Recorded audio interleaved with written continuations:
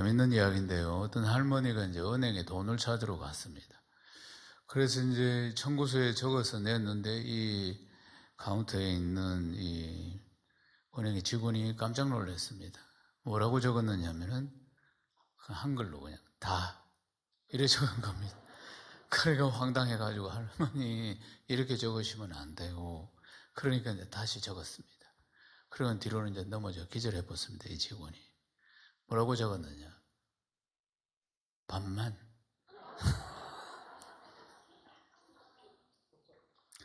오늘부터 이제 새로운 말씀, 광야에서 만나다 시리즈 말씀이 이제 선포됩니다.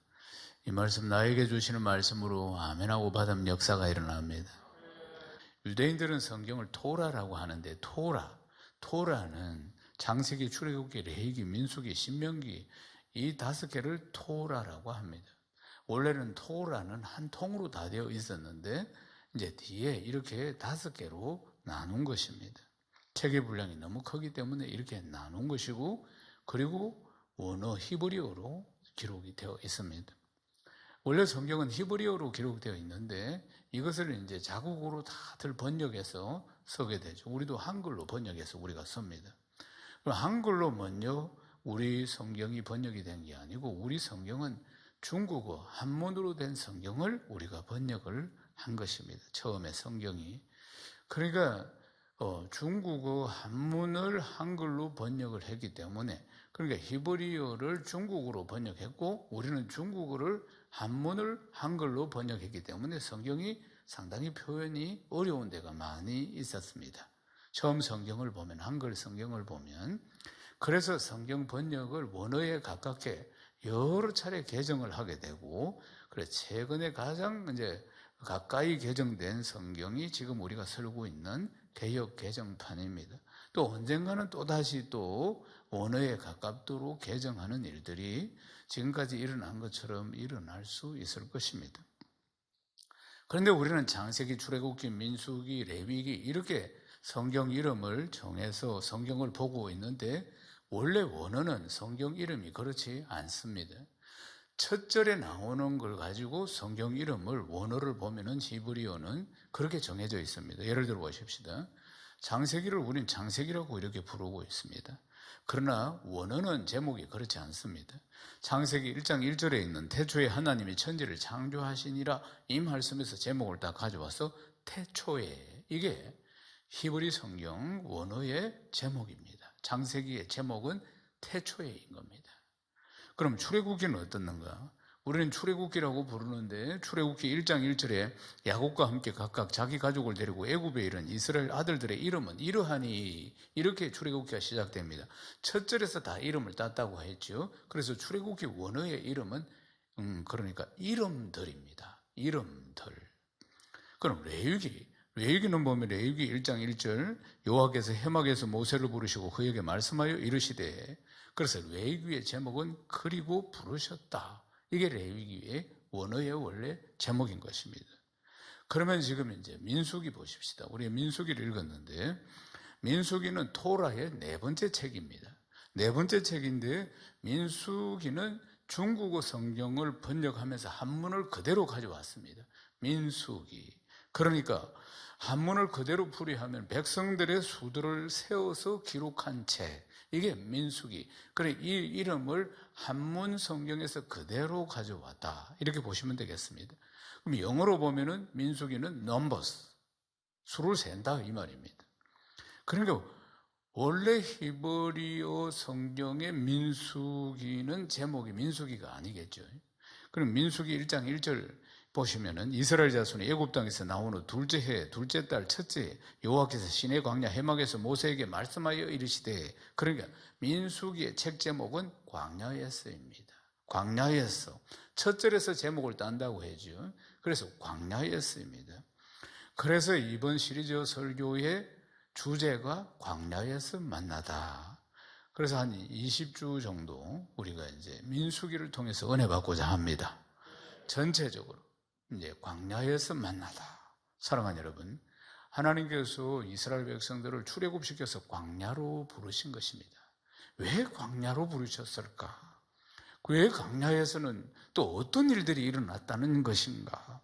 그리고 이 광야에서 하나님은 어떤 역사를 펼치셨는가 하는 것이 이제 우리가 쭉 듣게 되는 말씀이고, 그리고 우리를 이 민수기의 말씀을 따라서 광야길로 인도하시면서 큰 은혜와 큰 깨달음과 큰 역사가 일어나게 하실 줄로 믿습니다. 민수기는 우리 믿는 성도들에게 영적 성장, 우리의 최고의 관건은 영적인 성장입니다. 믿습니까? 우리가 영적으로 born again 태어났습니다. 태어났으면 우리가 성장해야 되는데 우리의 최고의 관건은 영적인 성장입니다. 그것이 믿음의 그릇이고 그것이 축복의 그릇입니다. 우리가 육신의 아기가 태어났습니다. 태어났는데도 1살이 되고 2살이 되고 3살이 되고 세월이 가면 성장을 해야 될 텐데 성장하지 못한 아기가 있다면 얼마나 부모의 마음이 안타깝겠습니까? 그러니까 예수 믿는 우리에게 가장 중요한 관건은 영적으로 성장하는 것입니다. 그런데 영적 성장의 비밀이 여기에 담겨 있습니다. 그리고 이 영적 세계에 대한 비밀이 이 민수기에 다 담겨 있다는 사실입니다. 그래서 우리가 민수기 이 말씀을 들으면서 광야에서 만나다 하나님을 제대로 만나고 깨닫고 은혜 받고 크게 성장해야 할 줄로 믿습니다. 애굽에 살았던 이스라엘 백성들, 그들이 처음부터 노예가 아닙니다. 이제 이스라엘, 이 백성들을 이스라엘이라고 부르는데 이것은 야곱에게 주신 하나님 새로운 이름입니다. 아브라함이 100세의 아들 이삭을 얻었습니다. 그 다음 이삭이 장성해서 결혼해서 아들을 낳았는데 쌍둥이를 낳았습니다.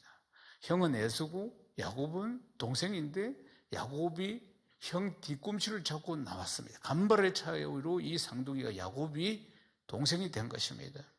그런데 야곱이 자라면서 비밀을 알게 되었는데 그것은 아브라함, 그러니까 할아버지 아브라함, 그래 아버지 이삭, 그래서 하나님께서 그들에게 주신 이 축복이 흘러내려가는 통로가 장자에게 하나님이 주셨다는 것을 이제 야곱이 알게 됩니다.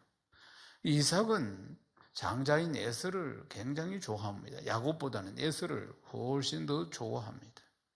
왜? 야곱은 억울하게도 간발의 차이로 자기가 동생이 되었다는 것 때문에 이 축복을, 장자가 받는 축복을 받지 못하는 것에 대해서 마음이 많이 쓰인 것입니다. 어떻게 하면 내가 형이 받는 이 장자의 축복을 받을 수 있을까? 이 장자의 축복은 아브라함에게 이삭에게 주신 하나님의 약속의 말씀의 축복인 것입니다. 그리고 야곱은 그 복을 받기를 굉장히 사모했다는 사실이에요. 그래서 어느 날 형이 가지고 있는 이 복을 가로채기 위해서 벼르고 있다가 형이 어느 날 늦게까지 사냥을 하고 돌아왔는데 배가 너무 고프니까 팥죽을 딱 끓여놨다가 형에게 팥죽을 주면서 형, 팥죽을 내가 줄 테니까 형 그 장자의 축복을 내한테 팔아라고, 나에게 넘기라고. 그러니까 형은 이 에서가 개념이 없습니다. 이것이 얼마나 중요한지, 이 말씀의 축복이 얼마나 중요한지, 약속의 말씀의 축복이 무엇인지 개념이 없어요. 그러니까 아이고 그게 뭐라고, 그래 팥죽 빨리 가져오나 그거 니 해라, 이랬다 그 말이에요. 사랑하는 여러분, 에서는 왜 관심이 없었는가? 하나님에 대한 관심이 별로 없는 겁니다. 하나님이 주시는 이 믿음의 복, 이 말씀의 복에 대해서 별로 관심이 없었기 때문에 이것을 경히 여겼다는 사실입니다. 아브라함의 복, 하나님의 복, 이 복을 계승하는 사람이 야곱이 된 것입니다. 그래서 아브라함의 하나님, 이삭의 하나님, 야곱의 하나님이 된 것입니다. 아멘이십니까? 이것에 대해서 우리가, 아니 왜 하나님은 에서가 장자인데 에서에게 주시지 왜 야곱에게, 한편으로는 비열하잖아요. 형을 속여가지고 왜 에서에게 이 복을 받게 하셨을까? 우리가 생각할 때 때로는 이해가 잘 안 될 수 있습니다. 이런 것을, 우리가 잘 이해가 안 되는 부분을 하나님의 절대 주권이라고 하는 겁니다. 말씀 한마디로 온 우주를 창조하신 하나님을 우리가 어떻게 인생의 윤리나 도덕이나 철학으로 이해할 수가 있겠습니까? 그분은 토기장이고 우리는 토기인 것입니다. 그분이 마음대로 간장그릇을 만들든지 금그릇을 만들든지 밥그릇을 만들든지 그분이 하시는 것입니다. 우리는 피조물이에요. 오늘이라도 훅 불면 꺼지는 피조물입니다. 그분은 창조주이시고 우리가 이해할 수 없는 부분들이 얼마나 많이 있습니까? 이것은 하나님의 절대 주권인 것입니다. 성경이 이렇게 설명합니다. 로마서 9장 13절을 읽겠습니다. 기록된 바 내가 야곱은 사랑하고 에서는 미워하였다 하신과 같으니라. 하나님의 절대 주권입니다. 사랑하는 여러분, 여러분 가문에 얼마나 많은 사람들이 있습니까? 그런데 하나님께서 우리를 딱 지명하여서 그 가문에서 지명하여서 예수를 믿게 하셨다는 겁니다. 나보다도 더 훌륭한 사람들도 얼마나 많이 있는데 우리 가족들 중에서 우리 형제들 중에서도 훨씬 더 나보다도 예수 믿으면 저 양반이 더 잘 믿을 수 있다고 생각하는 그런 영향력을 행사할 수도 있는 그런 사람이 있는데도 불구하고 부족하고도 부족한 우리를 지명하여 부르셨다는 사실이 하나님의 주권입니다.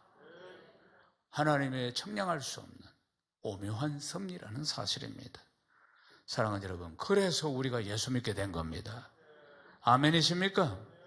사랑하는 여러분, 하나님께서 우리에게 하나님을 믿도록 마음을 불어넣어 주시고 그래서 어느 날 결단하게 하셔서 하나님의 보좌 앞으로 나오게 하신 것입니다.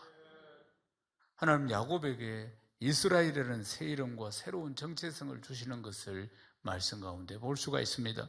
창세기 35장 10절에서 11절을 읽겠습니다. 하나님이 그에게 이르시되 네 이름이 야곱이지만 네 이름을 다시는 야곱이라 부르지 않겠고 이스라엘이 내 이름이 되리라 하시고 그가 그의 이름을 이스라엘이라 부르시고 하나님이 그에게 이르시되 나는 전능한 하나님이라 생육하며 번성하라 한 백성과 백성들의 총회가 내게서 나오고 왕들이 네 허리에서 나오리라. 아멘. 하나님께서 이제 야곱의 이름을 이스라엘이라고 바꿔주셨어요. 그래서 이제 혈통의 이스라엘 백성들이 이제 만들어지고 이제 이방인인 우리도 예수를 믿어서 영적인 이스라엘 백성이 된 것입니다. 아멘이십니까? 그러니까 우리가 특별한 사랑을 받은 영적인 이스라엘 백성. 그래서 하나님께서 그 많은 사람들 중에서 우리 가문에서 우리를 지명하여 부르셔서 영적인 이스라엘 백성 되게 하신 것입니다. 그래서 아브라함의 복을 상속하게 하셨다는 사실입니다. 여러분 믿습니까? 아브라함의 하나님, 이삭의 하나님, 야곱의 하나님이 나의 하나님 되게 하신 것입니다. 야곱은 사랑하는 아내 라헬을 통해서 요셉을 봅니다. 그러니까 아내가 몇 있었는데 근데 라헬을 사랑해서 그 라헬의 아들이 라헬이 낳은 요셉을 무척이나 사랑하는 거예요. 그러니까 이제 형제들로부터 요셉이 시기 질투를 받게 됩니다. 너무 미우니까 죽이려고 합니다. 그러다가 그들이 노예 상인에게 요셉을 팔아버립니다. 근데 요셉은 형 때문에 고생을 많이 합니다. 형들이 팔아서 이제 종으로 팔려갔다가 결국은 하나님의 섭리와 계획 속에서 그 당시에 최대 강국인 이집트의 총리가 됩니다. 왕 다음의 실권자가 되는 것이에요. 가나안 땅에 기근이 찾아왔습니다. 그래서 가뭄과 기근 속에서 더 이상 살 수 없으니까 요셉이 아버지와 형제들을 다 고센 땅, 젖과 꿀이 흐르는 좋은 땅, 살기 좋은 곳으로 다 불러들입니다. 그때 내려간 형제들이 70명입니다. 70명의 이스라엘 백성들이 가나안 땅을 벗어나서 기근이 찾아온 그 땅을 나일강이 범람해서 풍요한 고센 땅으로 애굽으로 내려갑니다. 그래서 그곳에서 처음에는 잘 살았습니다. 요셉의 보호 아래 그리고 바라오 왕의 보호 아래서 그들이 잘 살았습니다. 출애굽기 1장 7절입니다. 이스라엘 자손은 생육하고 부르나 번성하고 매우 강하여 온 땅에 가득하게 되었더라. 그러니까 하나님께서 이 백성들을 이리로 옮기셔가지고 생육하고 번성하고 땅에 충만할 수 있도록 그렇게 모판을 만드신 것입니다. 그곳에서 이제 이 민족이 크게 불어날 수 있도록 모판을 만드셨어요. 아무런 문제 없이 잘 삽니다. 그런데 이들이 너무 많이 인구가 불어나고 그리고 똑똑하고 그리고 힘도 세고 강하고 그러니까 애굽 사람들이 두려워합니다.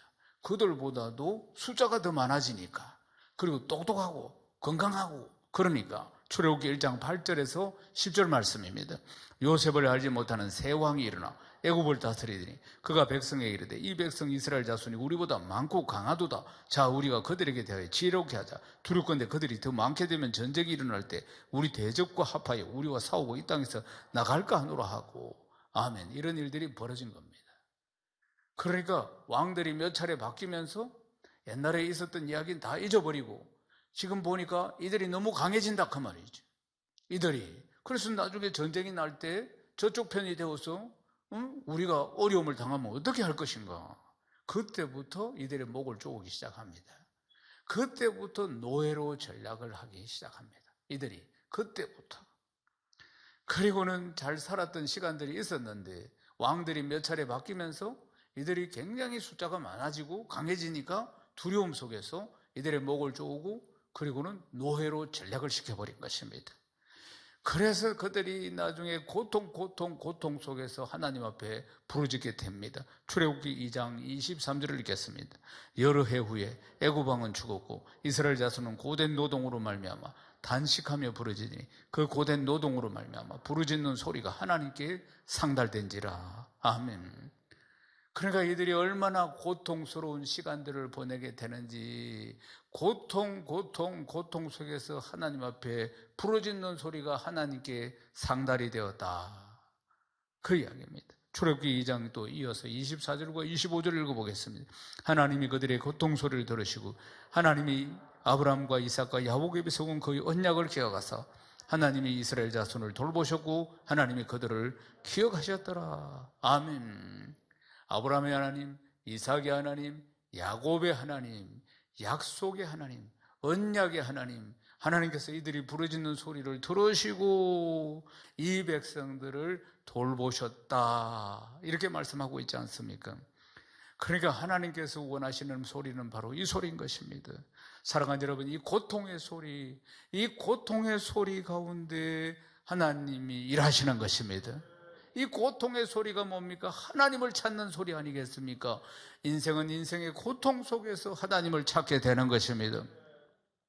민수기 1장 1절 말씀이 그래서 있는 겁니다. 이스라엘 자손이 애굽 땅에서 나온 후 둘째 해 둘째 달 첫째 달에 여호와께서 시내 광야 해막에서 모세에게 말씀하여 이르시되, 이 말씀에 보면 나왔다. 애굽 땅에서 나온 후, 나왔다는 게 무슨 뜻이냐? 이끌림을 받다, 이 뜻입니다. 그러니까 소풍 가듯이 슬슬 나온 것이 아닙니다, 여러분. 어마어마한 사건들이 일어나서 이들이 출애굽하게 된 거 아닙니까? 10가지 재앙, 바로가 말을 안 듣는 겁니다. 그러니까 이들이 노동력인데 이들을 보내면은 자기들이 이제 산업이 안 되는 것이에요. 보낼 수가 없어요. 이 300만 명이나 되는 이 백성들을. 그러니까 못 보낸다고 버티는 것이죠. 결코 보낼 수 없어요. 그러니까 10가지 재앙이 떨어집니다. 난리가 납니다. 그들이. 무시무시한 능력들이 그곳에 임합니다. 나일강 전체가 피바다가 되고 마지막에는 처음 난 것은 다 죽는 일들이 막 일어납니다. 엄청난 일들이 일어나게 되는 것이에요.